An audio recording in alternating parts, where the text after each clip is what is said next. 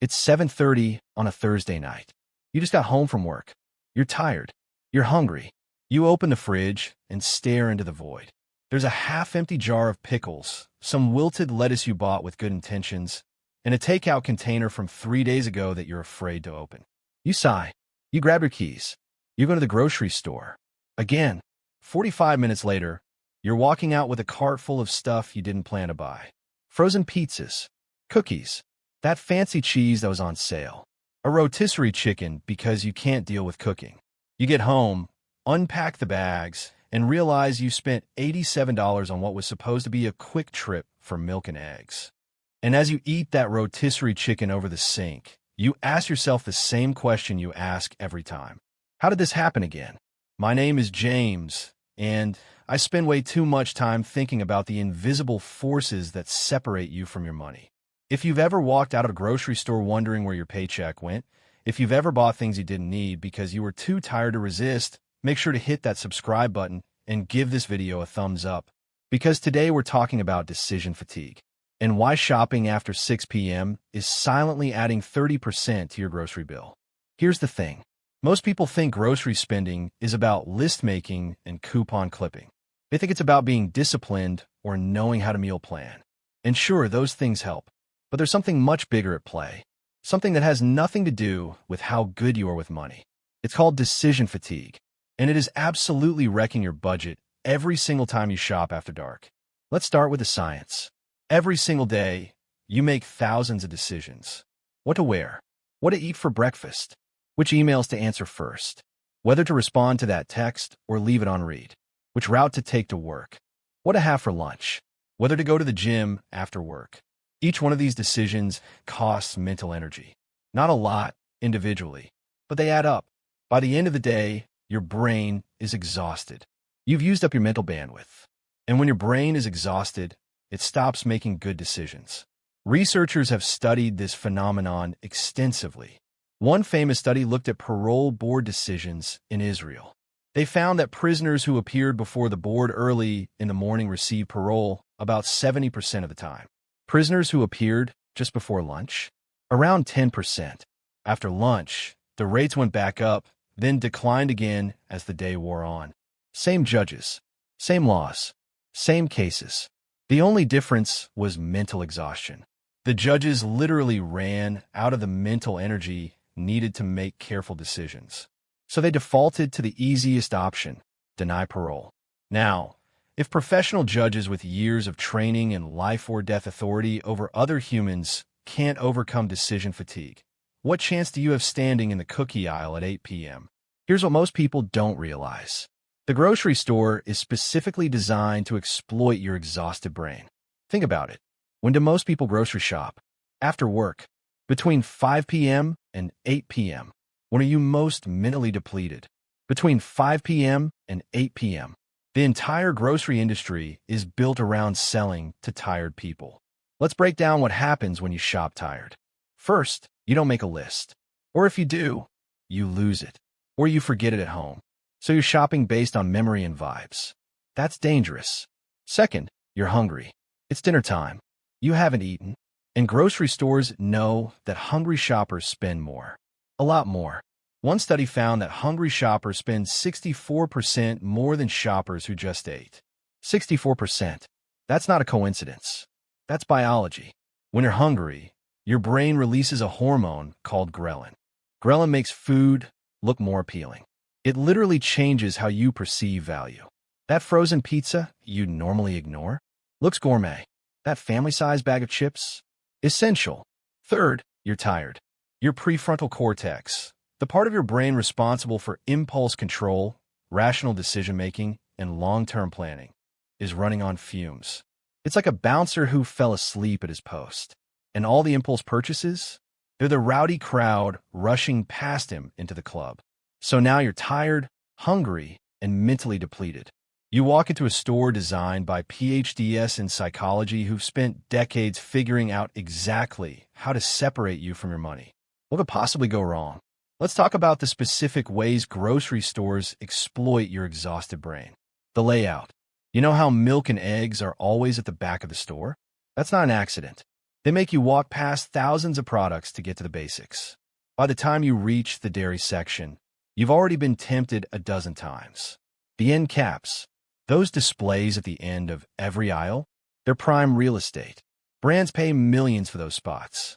And what do they put there? High-margin impulse items. Not necessities. Things you didn't come for. Things that look like a good idea when you're tired. The checkout aisle. This is the final boss of impulse spending. While you're standing there, exhausted, just wanted to go home, you're surrounded by candy, magazines, gum, and sodas. It's the last chance for the store to extract money from your depleted brain. And it works.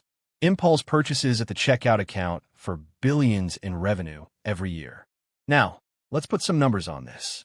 A 2018 study found that the average household spends about $450 per month on groceries. That's $5,400 a year. But here's the kicker. About 30% of that spending is impulse purchases. Things you didn't plan to buy. Things you bought because they looked good in the moment. That's $135 a month. $1,620 a year on stuff you didn't need. And that 30% number? It's higher when you shop tired. Much higher. One grocery chain actually tracks shopping habits by time of day. They found that customers who shop between 4 p.m. and 7 p.m. spend an average of 37% more than customers who shopped in the morning. 37%. That's not a rounding error. That's a massive leak in your financial boat. Let me give you a real-world example. Meet Lisa.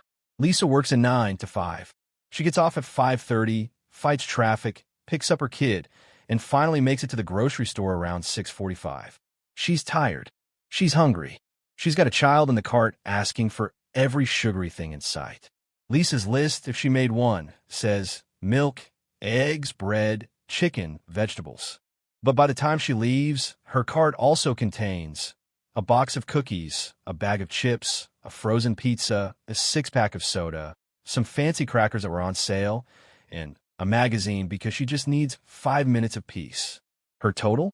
$94. Her list items? Maybe $40. She spent $54 on things she didn't plan to buy. And she'll do this again next week. Now, multiply that by 52 weeks. $54 times 52 is $2,808 a year on impulse purchases. While tired, that's not grocery shopping. That's financial self-sabotage. But here's where it gets really interesting. The problem isn't just the money you spend. It's what that money could have been.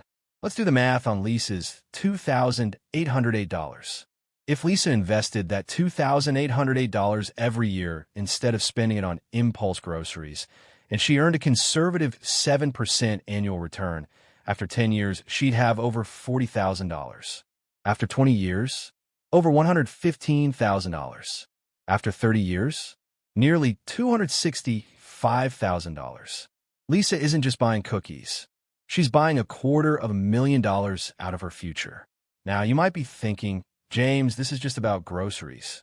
It can't be that serious. But it's not just about groceries. It's about every decision you make when you're tired. The late-night Amazon orders. The DoorDash deliveries.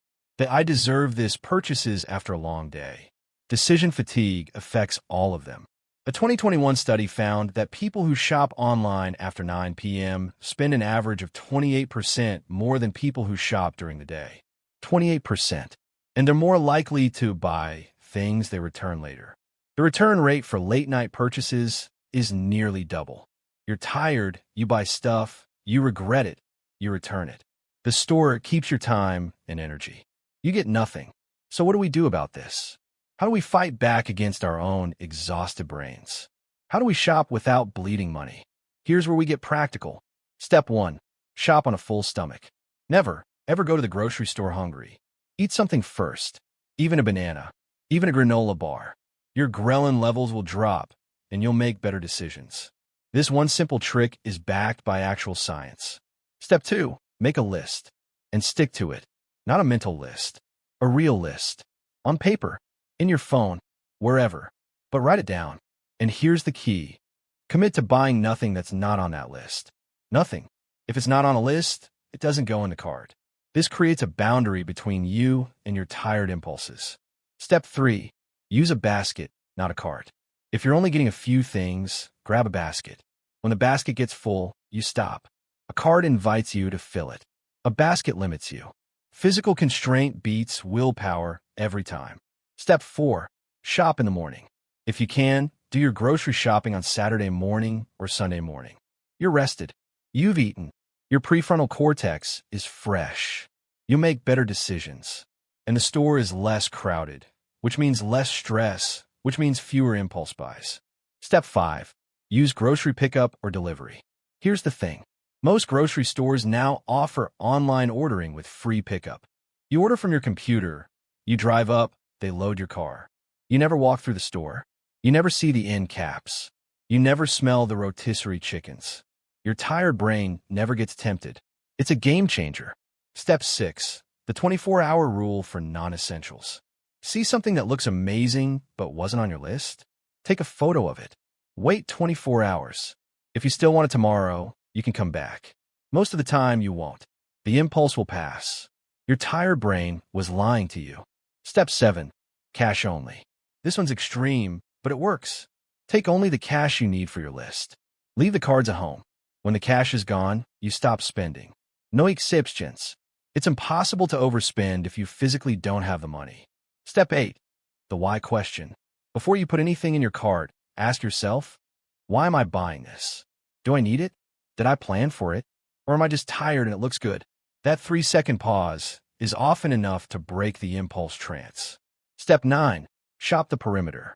The outer edges of the grocery store are where the real food lives. Produce, meat, dairy, eggs. The middle aisles are where the processed stuff lives. The stuff that's marketed to your tired brain. Stick to the edges and you'll automatically buy healthier, cheaper, and less. Step 10. Know your enemy. Understand that the store is designed to separate you from your money. The layout, the lighting, the music, the smells, it's all intentional. When you know you're being manipulated, it's easier to resist. Look, I'm not saying you should never buy anything fun at the grocery store. Treats are part of life. Cookies are delicious. I'm not here to take away your joy. But there's a difference between intentional treats and accidental overspending. Between buying cookies because you want them and buying cookies because you're too tired to say no. Here's the takeaway. Your brain is not a limitless resource. It gets tired. It makes mistakes. And the grocery store is perfectly positioned to exploit those mistakes at the exact moment you're most vulnerable. But you can fight back. Not with willpower. Willpower is finite. But with systems, with lists, with morning shopping and full stomachs and baskets instead of carts. The next time you find yourself walking into a grocery store after 6 p.m., tired and hungry and just wanting to go home, remember this video. Remember the 30%. Remember Lisa's $2,800. Remember that the store is not your friend right now. It's a trap designed for your exhausted brain, and you deserve better than that. If this video made you rethink your evening shopping habits, hit that subscribe button. And if you want to go deeper on the hidden psychology of spending, check out the video right here. It's about the convenience tax and why you're paying hundreds of dollars a month just to save a few minutes. I'll see you in the next one.